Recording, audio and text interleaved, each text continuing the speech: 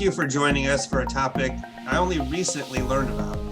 You might know what a doula is, but do you know what a death doula is? I didn't. Just as a doula helps bring life into the world, a death doula can make leaving this world as stress-free as possible. And to better understand just that, I'm excited today to have a conversation with Kacie, an end-of-life coach, to educate us on what she does and the importance of having a support system until the very end. It's always going to be a tough subject, but one we all unfortunately need to think about. Kacie, welcome, and thank you so much for your time today. Yeah, thank you for having me. I'm happy to be here. So let's start with the basics. What is an end-of-life coach or a death doula? Okay.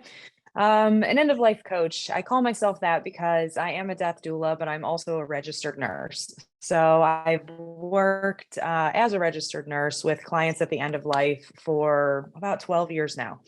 I've worked in long-term care, skilled care, acute care, memory care, all of the cares that pretty much deal with people who are at the end of life, whether that be because they're aging or because they've received a terminal diagnosis. I did this through COVID. And during COVID, I saw a lot of people die in a really small amount of time. And it was really hard for those people because they weren't able to be with their family or see their family or say goodbye. So a lot of them, unfortunately, died not so great deaths. During this time, I realized that I had a passion for helping people leave the world comfortably and safely. So during COVID, I would kind of go out of my way to do anything that I could to make sure that these people would have human contact and human interaction before they died. Eventually, I got laid off of work because of COVID. So I was lucky to not have to work the front lines for the whole part of COVID. But during that time, I did kind of want to investigate what else I could do with my career. I obviously am really good at working with people during end of life, so I wanted to see how I could make that bigger. I ended up finding the death doula training. And just like you mentioned, a birthing doula helps somebody labor into this world, and a death doula helps somebody labor out of this world. I thought that was beautiful because that's really what I had already been doing for so long anyway. It's just there was kind of a title to go along with what I've been doing. So I decided to open my own company as an end-of-life coach because I am a death doula, but I'm also a registered nurse. So I know pretty much any and everything end-of-life related, even before you get to the death part of it. So that's what an end-of-life coach is and a death doula. That's fantastic. You know, a lot of us, I think, can relate to finding a career in an area we never imagined. And sometimes you don't really know what you're expected to do or what you're meant to do until you're, far down the path. Tell us a little bit about yourself personally. Personally, I'm a mom. I have 3 boys. My youngest son has autism. So that really just kind of opened my world to a lot of new and different education and exciting stuff to learn. As far as being a nurse and changing my career, I love being a nurse. I'm the type of person who feels like being a nurse is in my blood. It's in my soul. It's not necessarily a career, but who I am. And I really wanted to be able to use that in a way where I wasn't working in a traditional nursing field. Usually in traditional nursing, it's run by corporations and the nurses are burnt out and they're tired and they're taking care of too many people at once. And so I really wanted to be able to fashion my own thing where I was able to manage how many people I had so that I could be sure that I was giving each one of the people I was taking care of, a real whole and complete type of care. So that's really what kind of led to me opening my company. And we don't really take time to look back on how we got here, right? But it's always amazing to actually look at the timeline and realize all the different inflection points and all the different changes and all the different thought processes that got us to where we are. I think ultimately we end up doing what we're meant to do. And it's nice to be able to feel good about that and be passionate about that. I agree. I am so passionate about what I do. Once I found the death doula stuff, I mean, it was like, this is my calling. I truly never understood what it meant when people said they had a calling to do something. But this is just what I was meant to do. And all of my nursing career is what brought me here. You know what I mean? I'm really good at what I do because of all of what I learned there. You know what I mean? And even my son having autism in a weird way kind of factors in because there's a lot of education surrounding autism that you're also able to use at the end of life. I mean, you know, a lot of people with autism are nonverbal, so you have to learn a lot about communicating with somebody who can't communicate. Well, a lot of times you have to do that at the end of life too. So really, it's like you said, I mean, all of these little things that have happened throughout my life have really led me to this moment. To this is what you're supposed to do. You know, it just, it piled up perfectly. Well, and it feels good when you see your path in front of you, right? I mean, you see your Yeah. future in front of you, you know you're in control of it. And there's not a day that goes by now in my, personally, that I don't regret any of what I do. I love what I do. I wouldn't trade it for anything. And Yeah. I'm always happy to hear when people reach their, that point for themselves too. Yeah, that's absolutely where I'm at. It's just the path couldn't be clearer finally. So it's fun. That's fantastic. So when we start talking about estate planning, legacy planning, end of life planning, in particular funeral pre-planning, we don't really talk about, and get into the weeds in terms of that end of life scenario. And more often than not, we'll have, it's an uncomfortable subject. And more often than not, we'll hear clients say something to the effect of, oh, if I get to that point, just wheel me out to the woods and leave me there, right? Yeah. And as easy as that sounds, it ain't happening. And so every Uh-uh. situation is different, everyone's expectations. Sometimes it's coming, you can plan for it. Sometimes you don't know it's coming. So with everyone's situation being different, how do you approach each situation? So, kind of what I do with my clients is to help plan for the end of their life. And while, you know, I'm a nurse and I'm a death doula, I'm not a financial person at all. And I'm also not an attorney. There are two people that I always suggest every single client that I work with gets in touch with if they aren't already. And that is an estate attorney and a financial advisor or a financial planner. And that being because I know that we don't like to think about the nitty gritty of the end of our life, but it's important to do so because you never really know what could happen at the end of your life. You know, you could age gracefully and beautifully and have a super easy death. But if I'm being honest with you, that's not what happens to most people. And a lot of times towards the end of our life, we have medical illnesses or, you know, we get some Alzheimer's or dementia, you know, these different things that can prevent us from our family members being our only caregivers. So, I mean, it's really important to think about what exactly do you want the end of your life to look like, even though it's kind of scary to talk about. Because if you don't plan for that, you know, there's a possibility that you could end up in a Medicare facility, a long-term care facility, you know, being paid for that way, which is okay if that's what you want. But if you really want a a higher level of care or a more beautiful end of life, these are things that you really really need to plan for beforehand so that you have the finances to do so, and you have all of your legal things in order, because those are two things that you don't want to have to play catch up on. You know, you don't want to get too far down the road and now, you know, I need all of this money for all of this medical care and I don't have it, you know, or you're too far down the road and you don't have your medical power of attorney in order or your will or your estate planning. You know, all of those things are just as important as the, you know, medical slash human aspect of actually dying. Yeah, it's just like we have clients that are at different ages, stages, levels of organization, comfort zones. In your world, as we do from time to time, then you get families involved and the dynamic changes. And so in a lot of cases, you have to be that person that coordinates, everybody's opinions at that point and what everybody thinks and what everybody, all the cooks in the kitchen, so to Oh yeah. speak. Um, Yeah, so I actually I'm quite familiar with that because I don't only work for my clients, you know, usually when whoever it is reaching the end of life, they have a team of people surrounding them, whether that be their family members, their friends, spouse, children, sisters, brothers, whoever it is.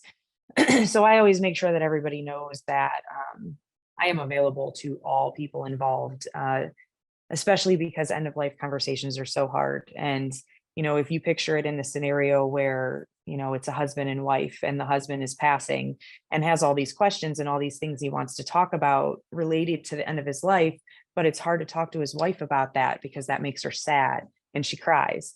So a lot of times, people will keep these things in instead of talking about them because they don't want to hurt the person that they're talking to, which is where I can be a great outlet for everybody involved.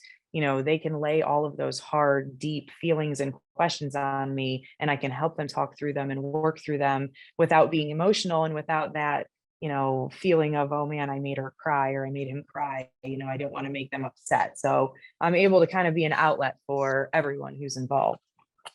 Well, and that's important. The things that you do, the things that we do, especially money. I mean, it's very personal, right? It's one of those topics, you never bring up, right? Money and politics, because it usually goes the wrong direction. And so we pride ourselves in sometimes knowing more about our clients than their own families do, because we talk about those things. Yeah. And so it's important to have that person that you can trust, because they're you're on the same side of the table, you're on the same team, you're trying to accomplish the same goals. And it's nice to have that unconditional trust that these days I feel like it's harder and harder to find. Yeah. So when should someone start thinking about an end of life coach for themselves or for someone they love? So I always say it's never too early. Of course, people don't, people depending at certain ages will not agree with me, but since I help people plan for it, I'm really able to come in whenever. I mean, if it's something that, in your 40s and 50s, you are trying to plan for your future, you want to plan for your retirement, you want to plan for this, well, let's work together and plan for the end of your life too, so that we can get it, get it out of the way, get a solid plan down. That's not the case for most people, though. Most people come to me when they're getting late in life, age wise. Things are starting to get a little more difficult. They need a little bit more help here and there, or they've received a terminal diagnosis.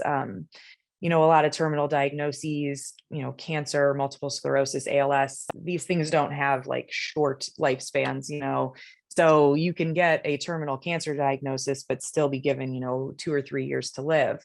So I really like to come in as soon as possible so that I can work with people, on getting their plan in order, because that is so important to have in order so that you're not playing catch up. But B, I also like to take the time to really build a rapport with them. Like you said, sometimes, your clients better than their family does, right? Because you're able to talk about those things that they don't want to talk about. So this is why I like to really kind of get in as soon as I can, so that we're building a really strong rapport together, because then we're going to talk about some really tough stuff, like what the very last days of your life looks like and what you want it to look like and how you want it to go and who you want to be there. And in order to have those conversations with somebody, it always goes a little smoother if you just already have a good rapport. So I always like to try to get in, before we need to really nail down that, those last few days plan, and just really build a rapport with each other so that we're able to freely and openly talk about their last days of life and what they want that to look like. Yeah, it's an interesting point, because there's a lot of, and we talk about this a lot, there are a lot of non-terminal illnesses, right? So just because you're diagnosed with something doesn't mean that your quality of life is going to change. A terminal illness doesn't mean what it used to mean. Doesn't mean you have a month or a year. Could Right. mean you could be living with this for several years. So what does that look like, right? And it's our tendency as humans to not really worry about it until we have to. Right. Like we tell clients, when you're in your go-go years, you're doing things, you're living your life, you're healthy, you're motivated. When you're in your slow-go years, you're picking and choosing the things you want to do. That could depend on where you are in life, if there's kids, if there's grandkids, starting to cross things off the list, but mostly settled into a good routine. And then you're in your no-go years, where you're just happy to get the mail every day, or bring the garbage cans in and out once a week. And that's the time that we usually start thinking about this, because then you start thinking beyond yourself. you start thinking about all the things you can cross off the list so that, your survivors, your family doesn't have to think about things at the wrong time and try and come up with a plan at the last minute. So I would agree that earlier is better, to a point. And we found that clients are usually in two camps. They've either experienced something personally or they haven't, and that usually guides how they approach their own end of life planning as well. Right. We've had clients that told me to my face, I don't need long-term care insurance. My family history tells me I'm going to die quickly, and that they were definitely right. And you don't know whether you want them to be right or wrong, but at least they've done their planning. They know what to expect and they know what they're basing their decisions on. Right. So for somebody who's looking for an end of life coach, how does somebody go about hiring one? I mean, what are the steps to starting service? I mean, honestly, you just reach out to me and we get in contact. I do, consultation to just kind of get an idea of what it is you're looking for versus what it is that I offer, and have a little powwow about what needs to be done so that we can decide if we're appropriate to work together. But I mean, really, that's it. I meet with people, I have a consultation, and then I try to work them in the schedule depending on how much care they need. I like to, my care is very customized to each person. So, I have a client who is very late in life, but her daughter is a nurse. So she doesn't need me that much, to be honest. She needs me for more of the emotional, spiritual part of it, but not so much for the medical part of it. Now, I have another client who is a solo ager, meaning she's aging completely on her own. She has no spouse, she has no children, she has no family.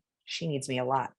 She needs a lot from me. So I like to just carefully schedule people into my schedule based upon their needs. So there's no kind of set solid standard as far as how much I work with people or what I do. I just like to customize everything to exactly what they need. Now, in your case, how far do you go? I mean, what's your radius? So I live in Cleveland or Parma, and I go within 40, 45 minutes of here. So I've gone out to Willoughby for some clients. I haven't really gotten anywhere where I haven't wanted to go yet. I do offer virtual services as well. I was on Spectrum News and it blasted throughout all of Ohio, which I didn't realize. I thought it was just Cleveland. So then I got, Dayton, Cincinnati, Columbus. I got a lot of people calling me from there. So I started doing virtual services as well. So I am able to offer services to everybody all over. But as far as those who are local to Cleveland, I am able to offer one-on-one. Definitely more hands-on if you're closer. Yeah, it is. It is a more whole, complete care when I'm there personally. But I find that the people who use me virtually, again, it's like somebody who has a medical person in the family. So they just kind of use me more as like a consultation where they'll kind of call me and be like, hey, things are a little different. But yeah, it's always a little bit better to be hands-on and local, but it still works virtually too. Well, it's nice to have a starting point, right? Whether it's something that continues long-term or not. We use technology to our advantage, right?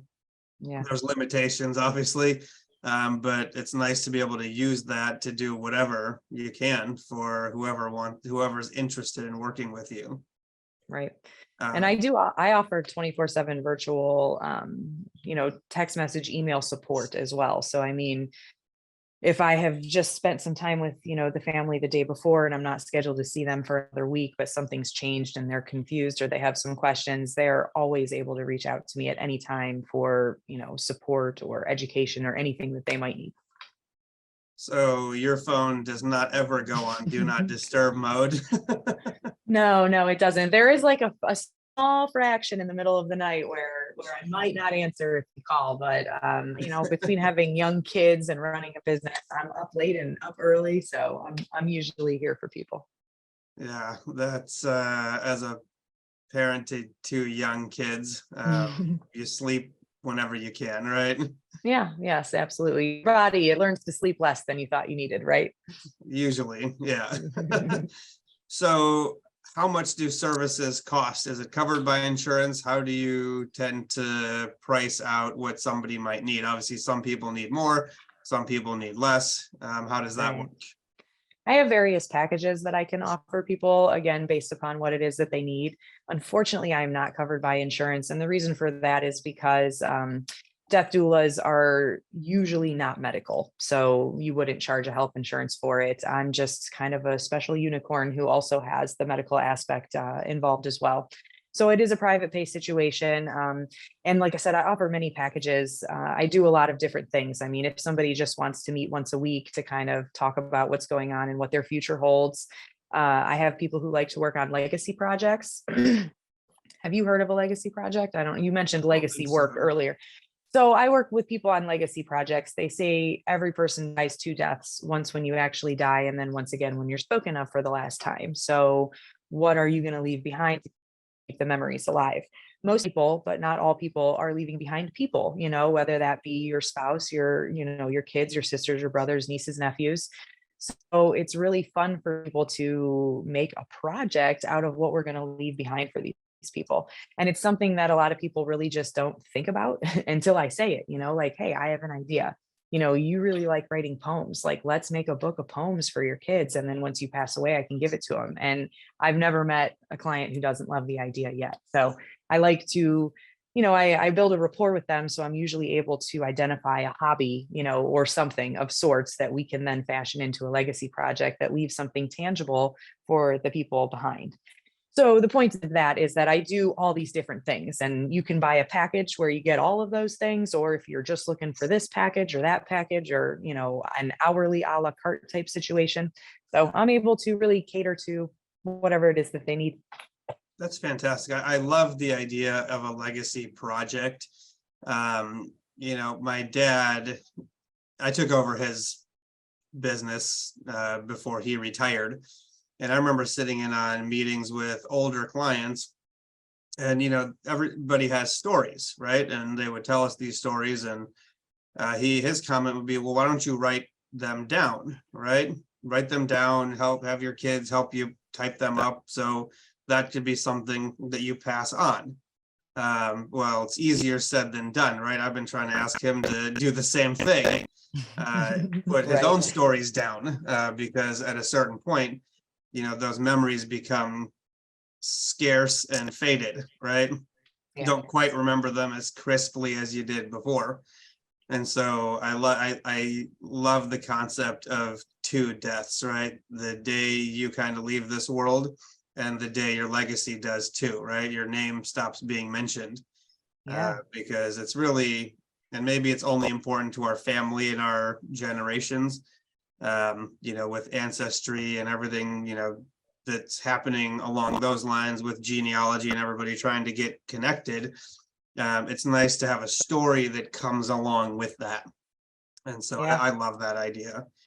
Yeah, it's definitely the fun part of what I do is getting to work on that. And, my clients literally have fun doing it. So it's, we get to relive memories or great stories. I love the idea. Men always have the greatest stories. So like, I love that idea of documenting the stories, all of these crazy things that they've been through in their life, and pass it down, and the lessons that they've learned. Like, I love it. Well, it's amazing how much you remember when you start to think about things, and what memories trigger other memories, and then it just sort of spider webs from there. And that's the piece that, you can't take your stories with you, so you got to get them out somehow, some way, right? Yeah. Like just this morning, my dad handed me a envelope of pictures from his first Pink Floyd concert. And he said, do what you want with them, but obviously that means scan them, digitize them, help me organize them, which is great, because I didn't even know he had these. And so as we see clients and, especially my parents start to do what we call death cleaning, right? Or decluttering, they're starting to go through all these things and remember the things that the memories they had, all the things that they want to appreciate before they get to a point where they don't have time to think about it anymore or share with anybody. Yeah. And so the legacy project thing really hits home with me because I feel like that's something that we don't take time to really do. And Right. that adds the nostalgia, that adds some levity to the situation. And they're not Yeah. necessarily thinking about where they're going. It's more fun to relive the past, obviously. Right. Definitely. And also, I don't know, I find that doing that with my clients, helping them to relive the past, to talk about these memories that are their favorite or their most cherished memories, it brings them peace in a way, you know what I mean? To be able to share these things and to get these things out. And like you said, it's spider webs, you know, so you think of one and then it reminds you, oh yeah, this and oh yeah, that. And it really does just give an overall calming sensation to people to be able to share these things. So I think that when you're nearing the end of life, it helps you to be more comfortable to get these things out. Yeah, and I think as they say, you tend to think about and you tend to regret the things you didn't do, and you start to think about all the things you didn't do. But I think to turn that on its head and focus on all the things you did do, right? To make Yeah. you think about how full your life actually was, even if you don't think it was, because a lot of times we don't really look back and see where we came from. We're always living it, living for tomorrow and living in the future. So it's nice to kind of take that trip down memory lane and realize, I did do a lot of things in my life, Right. a Yes, lot to say absolutely. about it. Yeah. So for somebody who you work with, so not necessarily the legacy project, but somebody, I remember in the news feature, somebody who might be bedridden, they may be staring at the ceiling and putting pictures up of memories and ocean scenes and other things like that. I mean, what's one thing you do as an end of life coach that people wouldn't expect? Well, like you mentioned, one of the things is I like to make it a sensory friendly experience. So picture somebody's in their last days of life. Um, Something a lot of people don't realize is that most people actively die for a period of days. And I mean, it can be up to 14 days, which is at the longer end of it. But I mean, it is a period of days where your body is just slowly shutting down. And during that time, people can't usually talk. They're not able to move very well. Um, and a lot of times they just kind of stare up at the ceiling with their eyes and mouth open.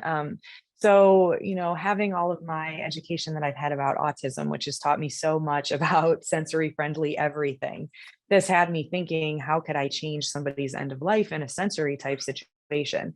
So, most people, when they're dying, are just kind of laying in bed staring up at the ceiling. But if you stare up at the ceiling right now, it's pretty boring, right? Either you're getting blinded by some lights or it's just this boring white ceiling. So I have a thing where I can project, beautiful art or even just kind of looks like an ocean scene. I can project things on the ceiling so that these people who are passing away are staring at something beautiful. The fact of the matter is, if they didn't like what they were seeing, they wouldn't be able to tell us, so if they would, they couldn't say like, I don't like staring at the ceiling, give me something better to see. So I would just assume they'd like to see something more beautiful. And I do try to make it sensory friendly to all of the senses. So, I like to have calming music in the background. Sometimes people have very strong musical preferences, so we can go with that if they would like. I work with people of every single religion. I don't discriminate in any way. So some people have religious music that they would like to hear at the end of life. But sometimes I just like to play ocean sounds, right? How relaxing is the sound of an ocean? And then also, again, these are things that we plan for according to whether or not somebody likes this or not. But to diffuse essential oils into the air, like lavender or something really calming, can really just give you an all over calming, calming sense. And then as far as touch goes, I like to make sure that people have something soft, whether that just be a super soft blanket, a super soft pillow, something soft to just give them an overall great sensory experience while they're passing away. And I find that this is something that most people have not really ever even thought of before. So, Yeah, and as you were talking, I'm already thinking about an ocean. Ocean sounds aren't relaxing to me because my sinuses go wild with ocean air. So okay. that wouldn't be relaxing. I think what might be most relaxing is probably, I'd say music. I mean, music is very anchoring for me. And Yeah. so that would probably be the thing that I'd want to be going constantly. Well, this is also why I work with my clients to develop their death plan. So, I mean, your death plan is big and it starts with the big important things like, do you have your, finances in order? Do you have your estate in order? Do you have all of those things in order, down to the smallest little things like, do ocean sounds make you crazy? So like we can plan for everything from the big stuff down to the little tiny stuff. Like, what type of music would you like me to play when you're not able to tell me what you want to hear? Um, and I just find that it gives people, I don't know, to have the power to plan the end of your life. It gives people a little bit of a more calming sense going into it, right? So, I know that I'm declining. I know that I'm going to die, but I know that I've worked together with Kacie and my family or whoever your team is to develop this plan. So I know that things are going to go beautifully. And then when people get to that stage where they're not able to speak for themselves, we have this beautifully documented plan that the family, the caregivers, whoever it is, and myself can work together to make sure everything goes as smooth as possible. I usually work a lot with my clients one-on-one in the first, parts of us working together. But as the client starts to die or actively, pass away, the loved ones need me more. So it's like there's this very big shift of, at first, the majority of my time and my attention is spent with the person. But as the person begins to decline, they need me less. I'm just kind of there laying eyes on them, making sure they're comfortable, that medications don't need to be, rearranged or whatever. But really, I'm giving the most support to the loved ones at that time because it's really, really hard to sit there and watch somebody that you love, die for a period of days. So I like to make sure that they're being taken care of, that they're eating. A lot of times people will forget, is it even day or night? I've been sitting here with my mom for so long, like I don't remember. So, I'll bring them breakfast or bring them lunch or, give them a break. You go take a nap and I'll sit here and hold her hand. But it's just good for me to be able to be kind of another part of the family who really knows what's happening and can just kind of safely organize everything and everybody. Yeah, and that's a good point. I mean, for me, I think the hardest part about thinking about death is accepting that the world continues on without you, right? All the Yeah. things that you'll miss, right? Um, but I've noticed, especially working with older clients, that they all get to a point where they're okay with where they are. And the attention does focus, shift to their survivors, right? Make sure that they're taken care of. You start to think beyond yourself because either you've accepted where you are, it's coming, I can't avoid it. We'll live forever or die trying, right? But Right. shift is really to take care of the people you leave behind because they're the ones that are dealing with everything after somebody leaves this world. Yeah, that's a really good point. I had never really even thought of it like applying to you as well, as applying to what you do financially. I mean, that is such a good point that there is also that shift as well, where like for, a large part of your life, you're planning for yourself and you're saving for yourself and for your retirement. But then at some point you do kind of have to plan beyond that and what you're going to leave behind and who's going to get what and all of that stuff. So that's an interesting point. Yeah. So what do you love most about what you do? Oh man. Honestly, I don't know if I can nail it down to one thing. I have a goal and a dream, and my dream is to educate everybody about death and dying. And when I say everybody, I mean everybody. I want to speak on big stages. I want people to be more forward thinking about death. It happens to every single one of us, whether you talk about it or you think about it or not. We are all going to die. So, like, let's talk about it instead. Let's plan about it. Let's think about it. Let's educate about it. So for me, I'm most passionate about doing that. At first, it was about working one-on-one with clients, but the more I did that, the more I realized that there's just this huge need for somebody to do this, for somebody to bring this to the forefront of everybody's mind so that what it is that you have looking forward, towards the end of your life.